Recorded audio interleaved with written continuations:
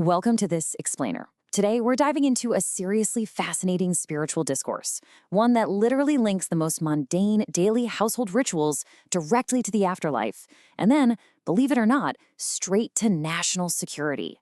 It's an incredible journey through a very specific belief system, and we're going to unpack exactly how the source material constructs this narrative, going all the way from your kitchen table to the nation's sovereign borders. So, here is our roadmap for today. We'll start with the correct Roti ritual, move on to the Vaitarani River crossing, discuss the soul's protector, explore the link between cows and national borders, and finally, look at preserving the nation.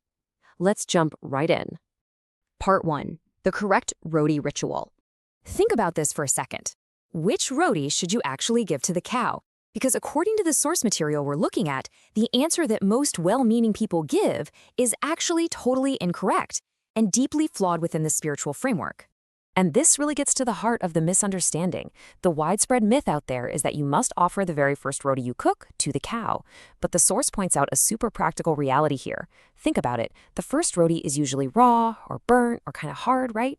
So the correct ritual is to wait. You make 2 or 3 first so the pan gets perfectly hot, and only then do you offer the absolute best, most perfectly cooked Roti. The theological reasoning behind this simple kitchen tip is actually huge. The discourse emphasizes that the Desi Cow's body houses 33 crore. That's 330 million deities. So when you feed the cow, you aren't just feeding an animal. You are literally offering a feast to millions of divine beings. You certainly wouldn't offer a burnt, botched appetizer to a deity in a temple, so you have to offer a perfectly cooked meal with deep reverence here too. Moving on to part 2, the Vaitarani River crossing.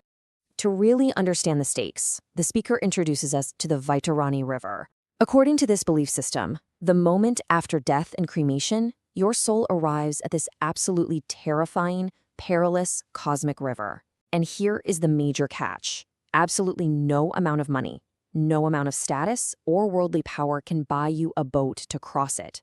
Your earthly wealth, it is entirely useless at the shores of the Vaitarani. Drawing heavily on classical texts, the speaker reminds us that the soul is completely immortal. It can't be destroyed by fire, it can't be dried by the wind, and it can't be dissolved by water. And because it's imperishable, you can't just fade away or die again to escape the river. You are utterly stuck. You are helplessly waiting at the riverbank, and you require a very, very specific metaphysical rescue mission. Which brings us to part 3, the soul's protector. Now pay attention to this, because there is a strict, totally uncompromising distinction made here regarding the breed of the animal. This spiritual salvation is entirely exclusive to the indigenous Desi Cow. Foreign breeds, like a Jersey or a Holstein, they are explicitly dismissed as lacking these divine capabilities. Basically, according to the source, a foreign breed simply will not show up to rescue you at the Vaitarani River. The pure Desi Cow is the sole protector of the soul. So let's look at how this step-by-step metaphysical journey plays out. You've got the imperishable soul waiting at this terrifying river. Suddenly, the Desi Cow magically arrives at the banks and lifts its tail. The soul grabs hold, and the cow acts as this living divine bridge, safely ferrying the soul across those treacherous waters, directly to Vaikuntha, or heaven. The cow's tail becomes your literal lifeline. But wait, there is a massive condition here. The speaker strictly warns that this epic rescue only happens if you fulfilled some very specific earthly prerequisites while you were still alive. That cow is only going to lift its tail for you if you fed her the best Roti, if you ethically left enough milk for her calf instead of hogging it all, and crucially, if you cared for her with love into her old age long after she stopped giving milk. If you just exploited her, she's not showing up at the river. All right, part 4, cows and national borders. This is where things take a massive pivot. Up until now, we've been talking about the spiritual realm, but here the speaker presents a frankly massive, highly specific geopolitical thesis. They draw a direct, literal, causal link between the decline of the Desi Cow population in an area and a loss of that actual national territory. According to this worldview, the physical borders of a sovereign nation aren't just secured by militaries, they are fundamentally held together by the metaphysical presence and the societal reverence of the cow. To back this up, the speaker actually maps major historical events directly onto this theology. For example, the partition of India and the loss of the Sindh province to Pakistan, that is explicitly blamed on a decline in cow protection in that specific region. Same goes for the creation of Bangladesh out of East Bengal, attributed to the exact same cause. The speaker even points to modern separatist tensions in places like Kashmir, claiming that these political fractures are fundamentally the result of a local population losing its reverence for the cow. And this discourse doesn't just apply to international borders, it scales all the way down to a micro level. The speaker warns that local districts, they specifically call out the Dungapur district, could face rising separatism and fragmentation if the local disregard for cow life continues. So the logic scales perfectly from entire nations all the way down to local neighborhoods.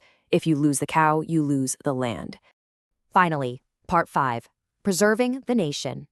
To prevent this kind of personal and national ruin, viewers are urged to adopt these specific, escalating steps of devotion. First off, if you have the space, you literally must keep a Desi cow at your own home. Second, if you don't have the space, you need to financially sponsor a cow at a local gaushala or shelter. And third, you have to physically and legally protect them. The speaker actually goes as far as to say that if you see cows being transported for slaughter, you are supposed to block the path, call the authorities, and physically intervene, even at the risk of your own life, to protect the nation and to save your own soul. Taking a step back, it is truly fascinating to just observe the architecture of this argument.